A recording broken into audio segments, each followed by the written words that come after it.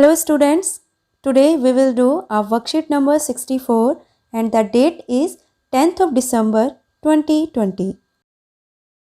Today's worksheet has been taken from First Flights chapter number 7 Glimpses of India part 1 Baker from Goa. So let's read our chapter, watch it carefully and comprehend it attentively. This is a pen portrait of Goa village baker who still has an important place in his society. So first of all, we all will know about pen portrait. What is pen portrait? Pen portrait is an informal description. It is an informal description किसकी? Of a person or a group of people.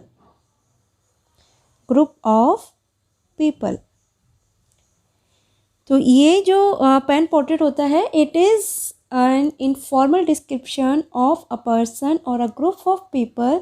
और pen portrait में specially जो दिखाया जाता है वो उसकी appearance, उसका लाइफ स्टाइल एंड उसके फीचर्स के बारे में बताया जाता है. ये होता है पेन पोर्ट्रेट. तो ये किसका पेन पोर्ट्रेट है? गोवा विलेज बेकर का. कि गोवा विलेज बेकर किस तरह के हुआ करते थे और वो Goa village baker who still has an important place in his society, जिनका उनकी सोसाइटी में आज भी बहुत इम्पॉर्टेंट प्लेस है, आज भी बहुत इम्पॉर्टेंट स्टेटस वो अपनी सोसाइटी में रखते हैं. Our elders are often heard reminiscing nostalgically about those good old Portuguese days, the Portuguese and their famous loaves of bread. तो जो राइटर हैं वो बोल रहे हैं कि उनके जो एल्डर्स थे, मतलब उनके जो पूर्वज थे, दादा परदादा, उनके जो एल्डर्स थे वो अक्सर किसकी बातों को बताते थे? रिमिनिसिंग, याद करते थे. नॉस्टैल्जिकली मतलब शौक से याद करते थे अपने पास्ट को. तो रिमिनिसिंग नॉस्टैल्जिकली का पूरे का मीनिंग है thinking fondly of the past. तो उनके जो एल्डर्स थे वो पास्ट की चीज़ों के बारे में अक्सर वो बताया करते थे. और किन चीज़ों के बारे में बताते थे? About those good old Portuguese days. जो गुड ओल्ड पोर्तुगीज़ डेज थे उनके बारे में उनके एल्डर्स, जो राइटर के एल्डर्स थे वो बताया करते थे. और वो जो पोर्तुगीज़ थे, Portuguese and their famous loaves of bread. तो स्पेशली वो किसके बारे में बताते थे? कि पोर्तुगीज़ जो कि पुर्तगाली जो कि गोवा में सेटल हुए थे, उन्होंने जब गोवा में अपना सेटलमेंट किया था तो वही पोर्तुगीज़ ये बेकरी और ये बेकर्स उन्हीं की ट्रेडिशन थी, उन्हीं के ट्रेडिशन से गोवा में बेकर्स आए थे. तो जो राइटर हैं वो ये बताते हैं कि जो उनके एल्डर्स थे वो पोर्तुगीज़ को रिकॉल करते थे, जो उनके गुड डेज थे उनको अक्सर रिकॉल किया करते थे, अक्सर उनको रिमिनिस किया करते थे. और उनकी लोव्स ऑफ ब्रेड को, जो पोर्तुगीज़ ट्रेडिशन में जो ब्रेड फेमस हुआ करती थी, उन ब्रेड को वो रिकॉल किया करते थे. आगे राइटर बोलते हैं those as old time tested furnaces still exist. आप यहाँ पे इस पिक्चर में देख सकते हो, ये जो है ये एज ओल्ड मतलब गोवा में बहुत पहले फर्नेसेस एक तरीके से आप बेक करने के लिए जो अंगीठियाँ हुआ करती थी उनको फर्नेस बोलते थे.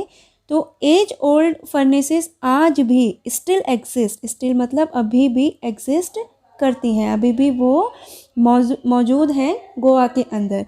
तो इस तरीके की फर्नेसेस होती थी जहाँ पे जो बेकर थे वो कुकीज़ को बेक किया करते थे. The fire of furnaces has not yet been extinguished. Extinguished होता है बुझना. तो आज भी वो जो फर्नेसेस हैं वो आज तक, उनकी जो फायर है वो आज तक नहीं बुझी है, वो आज भी एग्जिस्ट करती हैं. इट मीन जो पुरानी फर्नेसेस थी गोवा में बहुत पहले, एज ओल्ड फर्नेसेस, पुरानी फर्नेसेस थी, they still exist today and the fire of those furnaces has not been extinguished. इसमें आगे राइटर बोलते हैं कि जब गोवा के बेकर अपनी ब्रेड को बेचने आया करते थे तो उनकी जो जिंगलिंग थर्ड थी, यहाँ पे आप बैम्बू देख रहे हो, जब वो आते थे तो जिंगलिंग साउंड किया करते थे और लाठी, ये जो बैम्बू है, इससे थर्ड करते थे, मतलब साउंड प्रोड्यूस किया करते थे। The jingling third of his bamboo, जो उनके बैम्बू जैसे वो चल के आते थे तो वो बैम्बू को ग्राउंड पे टैप किया करते थे वहाँ, तो उससे एक जिंगलिंग थर्ड जो है, एक जिंगलिंग साउंड प्रोड्यूस होती थी। तो jingling third of his bamboo woke us up, क्योंकि जो राइटर हैं वो उस टाइम को रिकॉल कर रहे हैं when he was a child. तो वो जिंगलिंग थर्ड जो थी वो उनको जगा दिया करती थी, उन बच्चों को सभी को जगा दिया करती थी। उस साउंड को सुन के वो सभी स्लीप से जग जाते थे। And we ran to meet and greet him, और जगते ही वो तुरंत उनसे मिलने के लिए और उनको ग्रीट करने के लिए, इट मीन्स विश करने के लिए, गुड मॉर्निंग गुड इवनिंग ये बोलने के लिए वहाँ पे वो जल्दी से उनके पास, बेकर्स के पास भागते थे। द लोव्स, जो लोव्स हुआ करती थी, ब्रेड हुआ करती थी, the loaves were brought by some पेस्किन और बेस्टिन। और ये पेस्किन और बेस्टिन जो है वो वहीं की, गोवा की ही लैंग्वेज है, एक पोर्तुगीज़ लैंग्वेज में ही जो मेड सर्वेंट थी उनको पेस्किन और बेस्टिन कहा जाता था। यहाँ पे आप देख सकते हैं मेड सर्वेंट, तो इनको पेस्किन और बेस्टिन कहा जाता था। They were maid servant of the house. What we longed for those bread bangles. तो इसमें राइटर आगे बोलते हैं कि उनको सबसे ज़्यादा इच्छा किस चीज़ की होती थी, ब्रेड बैंगल्स की। आप इस इमेज में देखिए, ये ब्रेड बैंगल्स हैं, बैंगल्स की शेप में है इसलिए उनको ब्रेड बैंगल्स बोला जा रहा है।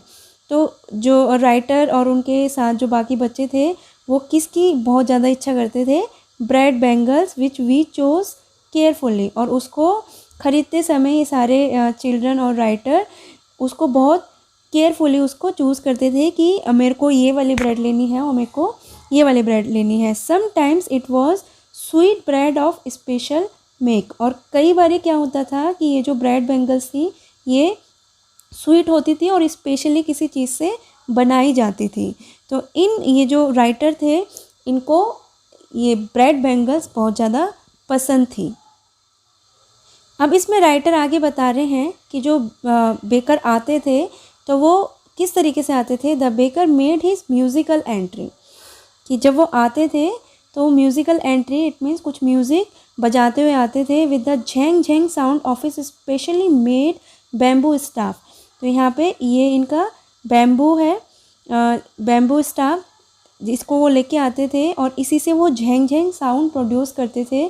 और जब वो आते थे तो सभी को पता चल जाता था। जैसे हम आज भी देखते हैं कि कुछ जो वेंडर्स होते हैं जब वो हमारी गली में या हमारी कॉलोनी में एंट्री करते हैं तो एक स्पेशल साउंड प्रोड्यूस करते हुए वो हमारे यहाँ एंट्री करते हैं ताकि सबको पता चले कि कौन सा वेंडर गली में आया है। तो ऐसे ही जब बेकर्स इसको ये जो लोव्स ऑफ ब्रेड थे इनको बेचने के लिए आते थे तो एक झेंग झेंग साउंड जो कि उनके बैम्बू से आती थी उसको करते हुए, झेंग झेंग साउंड को प्रोड्यूस करते हुए वो अपनी म्यूज़िकल एंट्री किया करते थे। One hand supported the basket on his head and other bang the bamboo on the ground. और जब वो आते थे तो उनकी अपीयरेंस किस तरीके की होती थी कि ये जो बास्केट है ये तो इनके सिर पे हुआ करती थी और ये जो बैम्बू है इसको वो ग्राउंड पे टैप करते हुए एक थर्ड साउंड प्रोड्यूस करते हुए वो एक म्यूज़िकल एंट्री लिया करते थे। इसका एक परफेक्ट एग्जांपल आपने देखा होगा कि जब राम लड्डू बेचने के लिए वेंडर गली में आता है तो वो कुछ इसी तरीके की ही एंट्री उनकी होती है कि एक बास्केट में उन्होंने पूरा स्टफ़ रखा होता है और हाथ में उनके बैम्बू होता है। तो कुछ इस तरीके से ही जो गोवा के बेकर हुआ करते थे वो बास्केट को सिर पे रख के लेके आते थे और जो उनका बैम्बू होता था उसको ग्राउंड पे टैप करते हुए एक थर्ड साउंड प्रोड्यूस करते थे। तो एक झेंग झेंग साउंड प्रोड्यूस करते हुए इनकी म्यूज़िकल एंट्री होती थी। We kids would be pushed aside with a mild rebuke and the loaves would be delivered to the servant. Rebuke का मतलब होता है स्कोल्ड करना, तो यहाँ पे रिब्यूक का मीनिंग है स्कोल्ड करना। तो with a mild rebuke it means हल्का सा डांट के जो किड्स थे, घर के जो एल्डर्स थे, मेड सर्वेंट थी मेनली, मेड सर्वेंट उन किड्स को हल्का सा डांट के उनको साइड कर देती थी, पुश असाइड, इट मीन्स उनको साइड कर देती थी and the loaves would be deliver to the servant, और जो ब्रेड हुआ करती थी वो सर्वेंट्स को डिलीवर कर दी जाती थी।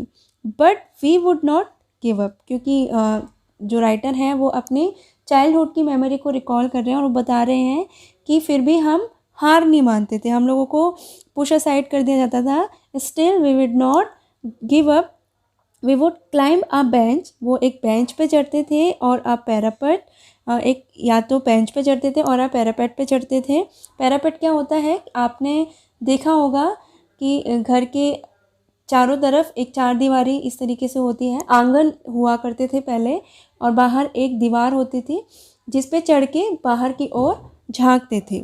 छज्जा जिसको हम बोलते हैं, जो घर के छज्जे हुआ करते थे उस पे चढ़ के, उस पे उसके साथ बेंच लगा के या फिर उस पैरापेट पे चढ़ के जो बच्चे थे वो बाहर की ओर झांकते थे and peep into the basket somehow, और किसी तरीके से बास्केट में वो पीप कर ले आते थे। पीप इट मीन्स झांकना, किसी तरीके से जो बेकर की बास्केट हुआ करती थी जिसमें लोव्स रखे हुआ करते थे उसमें वो झांक लेते थे।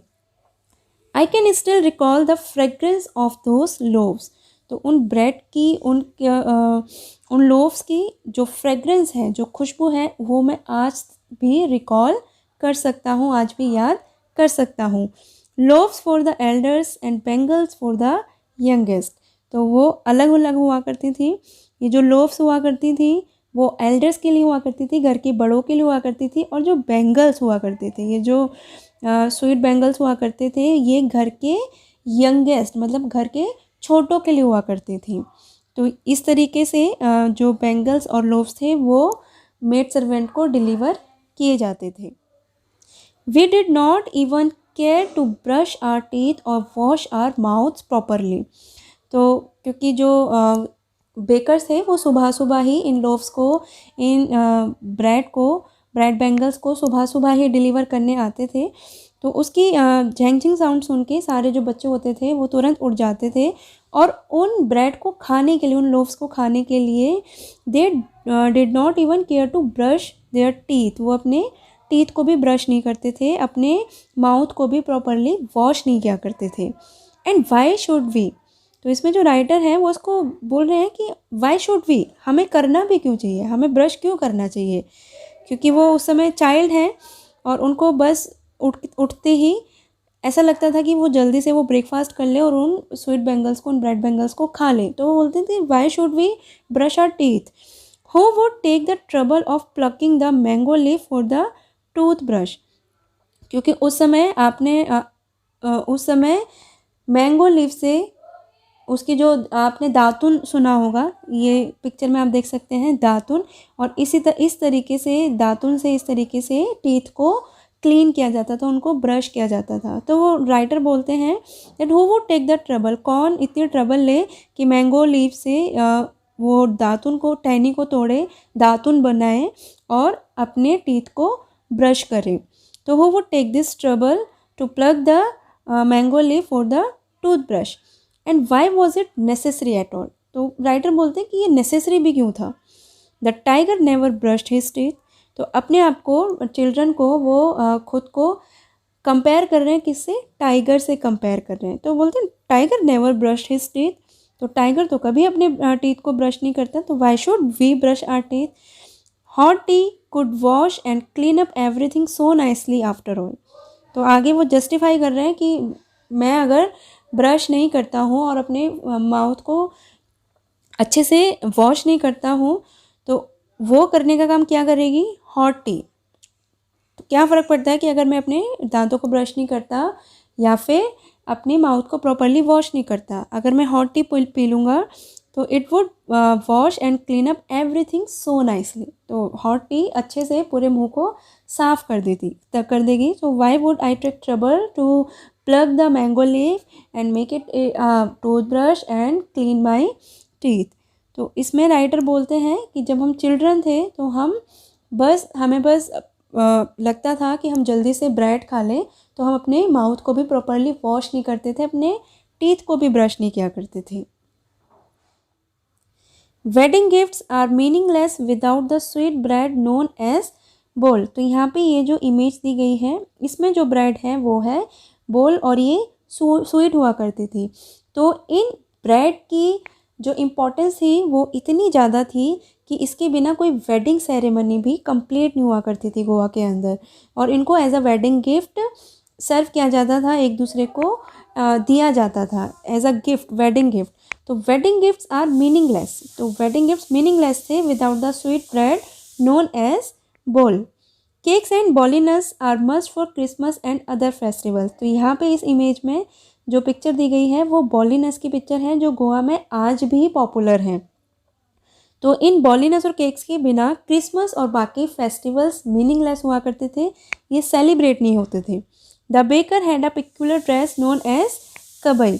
तो जो राइटर से पहले भी जो बेकर आते थे, एकदम बिल्कुल ही ट्रेडिशनल बेकर जो होते थे, उनकी एक पिक्युलर ड्रेस हुआ करती थी जिसका नाम था कबई। आप इस पिक्चर में देखिए, और वो कबई ड्रेस कैसी थी, it was a long frock and it went down to the knee.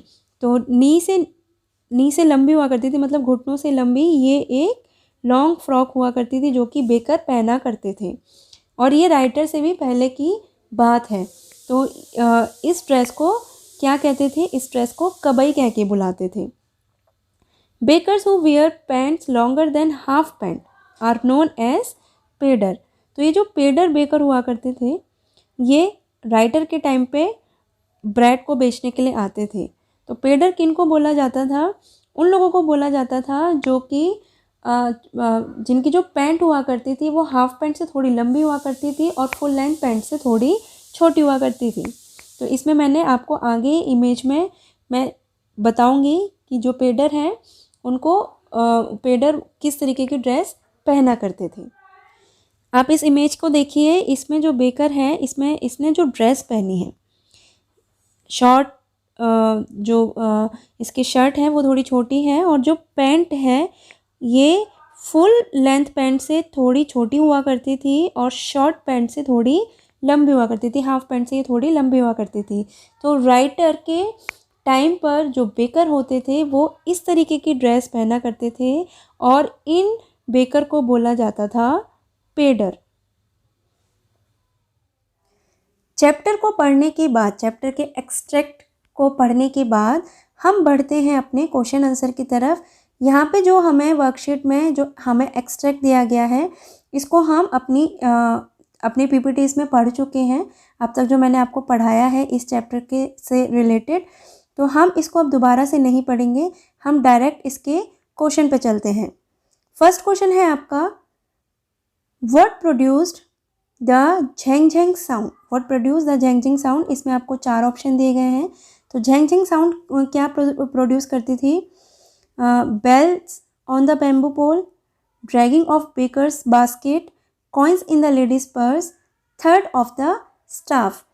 तो इन चारों में से करेक्ट ऑप्शन क्या है, आपको वो ऑप्शन टिक करके अपनी कॉपी में नोट डाउन करना है। Mark false against one statement, mark F sorry against one statement that is a fact. तो इन स्टेटमेंट से जो स्टेटमेंट ट्रू है, जो स्टेटमेंट फैक्ट है, उसके आगे आपको एफ लिखना है। तो फर्स्ट स्टेटमेंट है, the children boat the loaves from the baker. जो चिल्ड्रन थे वो बेकर से लोव्स खरीदते थे। तो ये आपने मैंने आपको एक्सट्रैक्ट में पढ़ाया है कि वो खरीदते थे या नहीं, उसके हिसाब से आप यहाँ पे फैक्ट या फिर फॉल्स लिखोगे। जो फैक्ट है इट मीन जो ट्रू है वहाँ पे फैक्ट लिखोगे, एफ लिखोगे, और जो फॉल्स है वहाँ पे आप फॉल्स लिखना पूरा, FALS, या यहाँ वहाँ पे आप क्रॉस का निशान लगा देना, वहाँ पे आप क्रॉस का निशान लगा देना। जैसे ये वाला करेक्ट नहीं है तो यहाँ पे हम इसमें क्रॉस का निशान लगा देंगे। Hot tea was use to wash and clean at home. तो घर को क्लीन करने के लिए, वॉश करने के लिए हॉट टी यूज़ की जाती थी। अगर फैक्ट है तो आप एफ लिखेंगे, अदरवाइज आप क्रॉस का निशान लगाएंगे।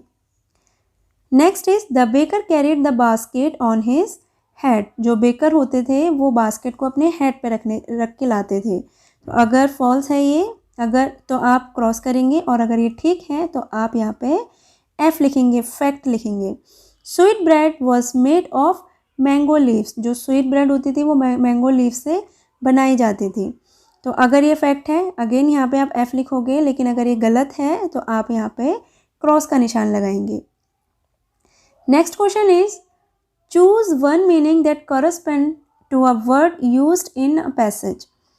तो यहाँ पे आपको एक ऐसा वर्ड चुनना है जो कि इस पैसेज को जो हमें ये पैसेज दिया गया है या जो हमारा जो चैप्टर है वो वर्ड उस चैप्टर को परफेक्टली डिफाइन करता है। जैसे रेप्रीमेंड, रेप्रीमेंड होता है पनिशमेंट देना, तो इसके अंदर किसी को कोई पनिशमेंट नहीं दी गई है, तो रेप्रीमेंड वर्ड यहाँ पे गलत हो जाएगा, ये इस एक्सट्रैक्ट को समराइज नहीं करता। इट मीन्स हमें एक ऐसा वर्ड चुनना है जो हमारे इस पैसेज पे एकदम फिट बैठता है। रिवाइंड, रिवाइंड होता है पीछे जाना, तो हाँ रिवाइंड है, क्योंकि जो राइटर है वो अपनी मेमोरी में फ्लैशबैक में पीछे फ्लैशबैक में ये स्टोरी जो है वो चल रही है और राइटर अपनी पुरानी बातें बता रहे हैं। रिक्लेम, ये भी नहीं होगा। रिवाइज, रिवाइज भी नहीं होगा, यहाँ पे दोहरा नहीं रहे हैं, तो ये रिवाइज भी यहाँ पे नहीं होगा, वो उसको रिवाइंड कर रहे हैं, पीछे जा रहे हैं। Why did the children rush out when the baker arrived at their house? तो जो चिल्ड्रन थे वो बेकर के आने पर उनके पास क्यों भागते थे, इसको आपको 20 to 30 वर्ड्स में लिखना है।